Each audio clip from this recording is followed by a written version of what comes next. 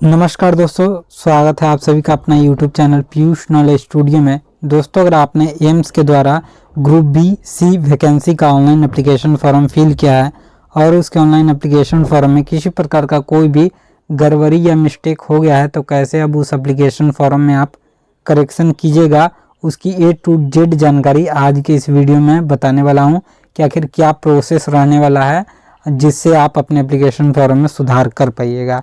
यानी हर एक जानकारी को मैं विस्तार पूर्वक बताऊंगा, तो वीडियो को अंत तक जरूर देखिएगा और इससे रिलेटेड हर एक अपडेट पाने के लिए चैनल को जरूर सब्सक्राइब कर दीजिएगा।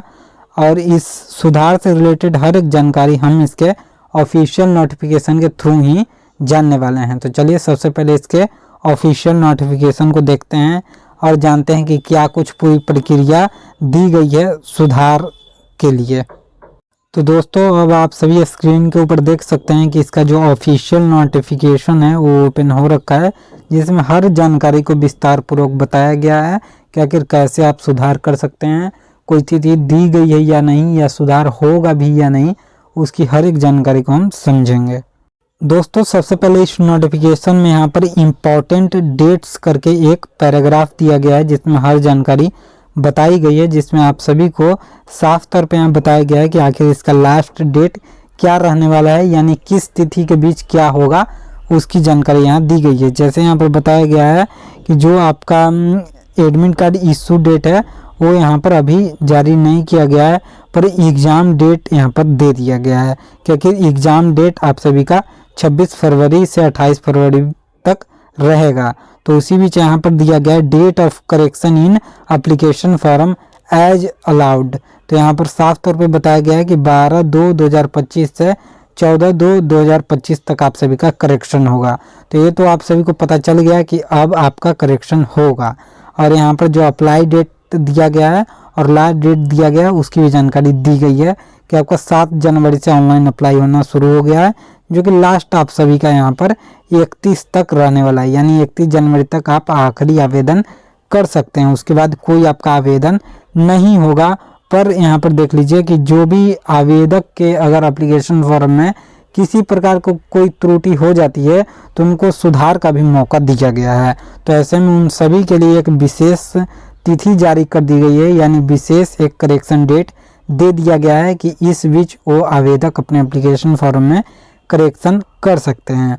तो ये डेट आप लोग ध्यान पूर्वक देख लीजिए कि आप सभी का 12 फरवरी से 14 फरवरी यानी 2 दिन का समय मिलेगा, जिसमें आप अपने एप्लीकेशन फॉर्म में सुधार कर सकते हैं। अब चलिए नीचे जानते हैं कि आखिर क्या इसमें कोई चार्ज लगेगा, अगर करेक्शन होगा भी तो कौन सी डिटेल्स में आप लोग करेक्शन कर पाइएगा, कौन से डिटेल्स में सुधार नहीं कर सकते हैं, उसकी भी जानकारी हम यहाँ जानने वाले हैं।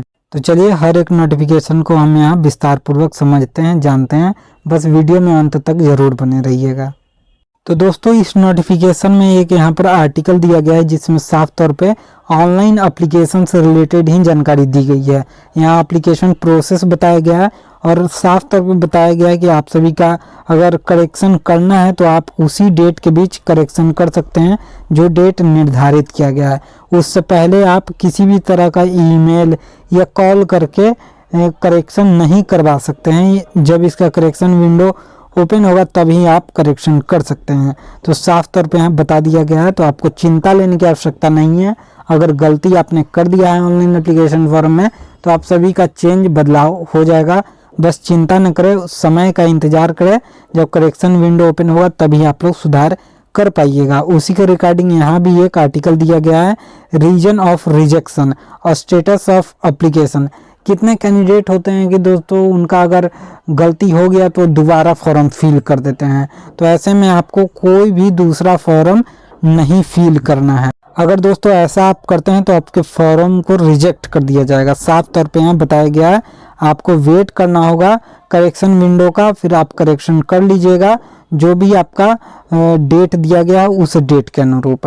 पर अगर आप उस साइट पर दूसरा आवेदन कर देते हैं और दोनों की जानकारी सेम पाई जाती है तो ऐसे में आपका फॉर्म रिजेक्ट होना तय है, ये मान लीजिए।